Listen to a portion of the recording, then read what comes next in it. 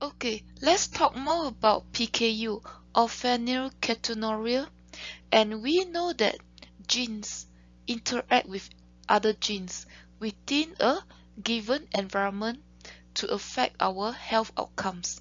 And because of that, we see health disparities among individuals. So, phenylalanine hydroxylase is a kind of enzyme that resides in our liver, and this enzyme is responsible for converting one amino acid to another. This phenylalanine hydroxylase is responsible for converting phenylalanine to thyroxine. And whether this conversion is going to go well or not is going to affect the functioning of our enzymes in our system. And this in turn affects our ability to build protein. And whether this conversion from one amino acid to another goes well or not is also going to affect our functioning of neurotransmitter, and this in turn affect our brain functioning and intellectual development. So because of that, if the conversion did not go well, if phenylalanine cannot be successfully or properly converted into thyroxine, this can cause metabolism defect, or this can affect our brain functioning, and it may eventually lead to intellectual disability.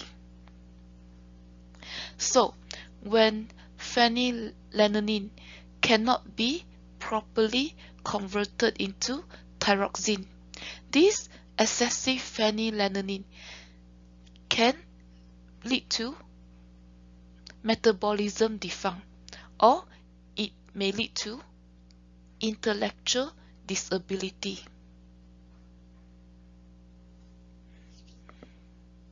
So this diagram implies that the contents of phenylalanine, sorry I cannot pronounce that, in our diet can ultimately determine our risk for PKU. Sorry I cannot pronounce that.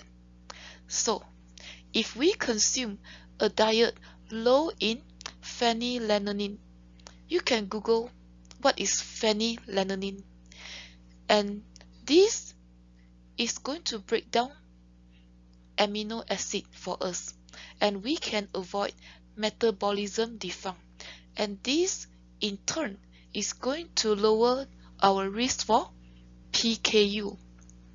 And again, who is going to be aware of that?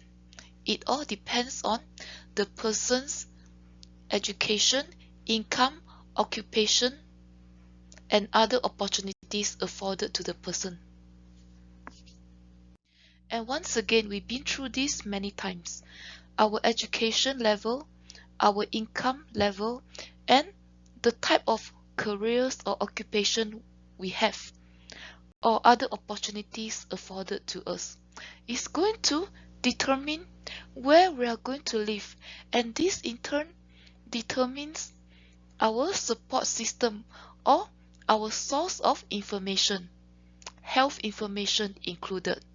And this in turns determine if, let's say, it's a pregnant mother, when she's aware of getting tested, whether she's going to get tested early on in her pregnancy, or she's going to delay testing about the level of PKU in her system.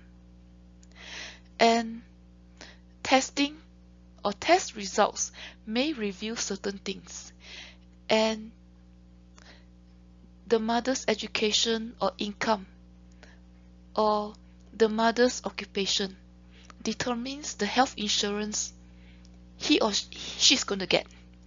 And based on the testing results, given the mother's education and income, the mother may or may not be aware to change her diet accordingly, maybe to switch to a diet low in phenylalanine to reduce the risk for PKU.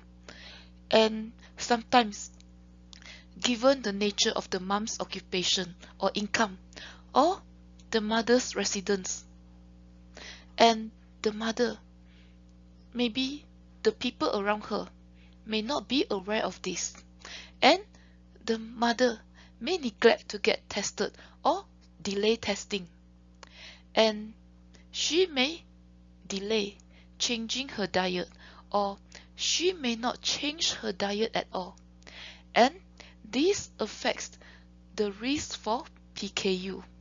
So, as we can see, gene-environment interaction is manifested in this example.